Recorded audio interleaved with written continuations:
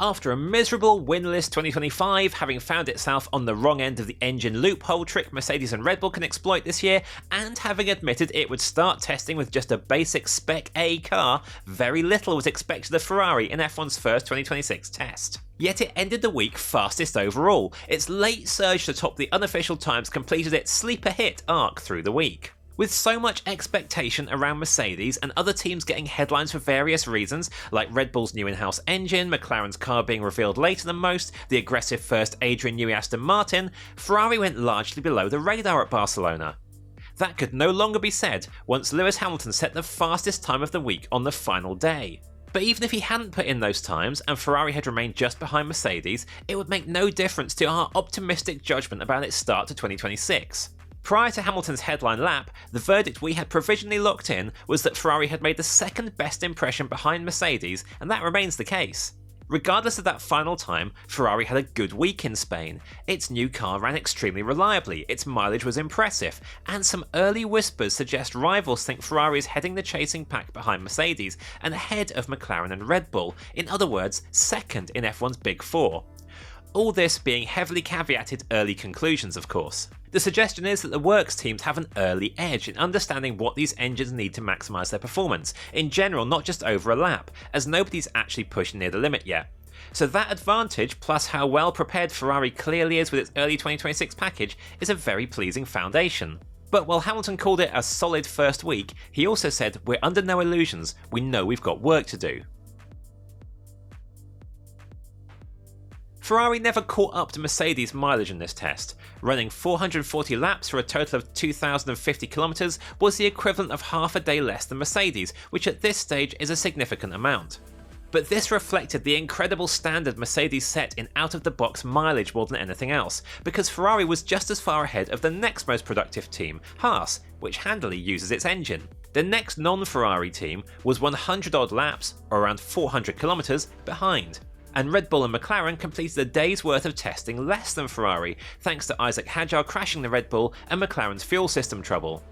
In terms of total engine running across customer teams too, Ferrari is admittedly 600 km behind Mercedes, but it's nearly 2,000 km ahead of anyone else. So from a mileage perspective, Ferrari heads to the main tests in Bahrain already in better shape than many of its rivals.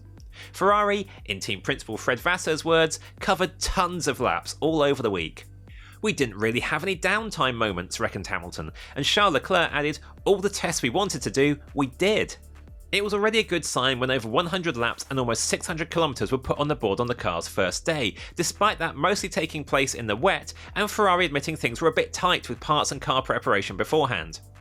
Most teams spun it as a positive week in one way or another, but Ferrari was one of the few which could legitimately claim that without any meaningful caveat. Williams team boss James Vowles was keeping an eye on the test from afar as his own car wasn't ready yet.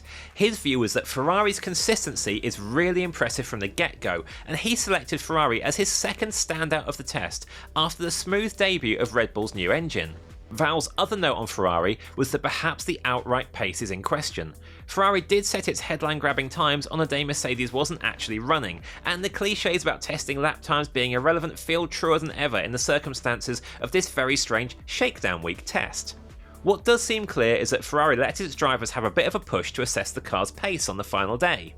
On Ferrari's first day of running on the Tuesday, Leclerc only managed 19 laps on the medium C2 tyre, with all of Hamilton's running coming on intermediates and full wets. Come Thursday, Hamilton did a lot of work on the C2, which seemed to be Ferrari's tyre of choice for car mapping work and baseline checks, and then a few laps on the hard C1. It was the same for Leclerc, the bulk of the running on the C2, some on the C1. The C2 was again the tyre of choice on the final day, but as their jumps in pace showed, both drivers got to sample the softer C3 tyres as well. And Leclerc at least dropped a hint that this included leaning on the car, saying, "We pushed a little bit more as well," which was nice to feel a little bit the limit of this car. But with Ferrari now close to equalling its longest ever F1 driver's title drought, you could forgive its long-suffering tifosi if they're not getting too excited about how its 2026 preparations have begun, though perhaps that little final day flourish was a little present for Italy. But Ferrari's fans have been here before, and then some. Think back to the promising pre-seasons of 2017 and especially 2019 that just preceded two more title defeats to Mercedes, with 2019 in particular a comprehensive drubbing. or how the late 2024 Constructors' Championship surge that seemed to set up a 2025 title bid had obviously gone off the rails even before the end of last year's pre-season test. Or that massive but very brief early 2022 points lead, when Leclerc went from 46 points clear of reigning champion Max Verstappen after just 3 races to being toppled from the points lead at round 6 and then left standing.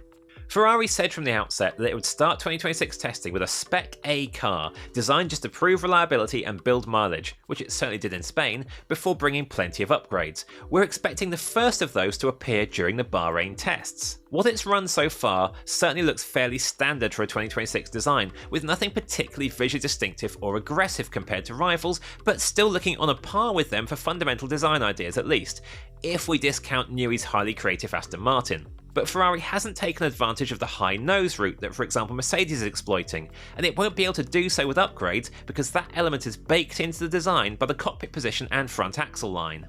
And Ferrari counting on in-season development isn't too reassuring, as its record on that front is so hit and miss lately. Last season's in-season floor and suspension changes just didn't solve its 2025 car's underlying problems, although it largely switched off development by last summer to focus fully on 2026, so its later poor form wasn't to do with any new development missteps at least. Development and problem solving is obviously going to be a huge theme of 2026 for all teams, but Ferrari's recent mixed history puts it under a particular spotlight on that front. It's got the mileage it wanted from Barcelona, but it's all about what it does with that initial learning now.